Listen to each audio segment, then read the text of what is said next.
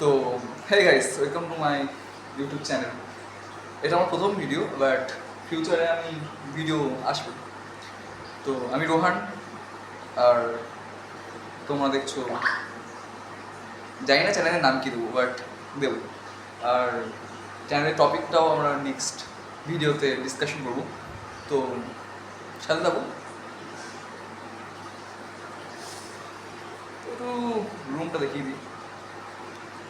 এখানে আমার মানে মাছ রয়েছে, এখানেও রয়েছে, জানি না দেখতে পাচ্ছি কিনা, বাদ দাও। তো দ্যাটস অল।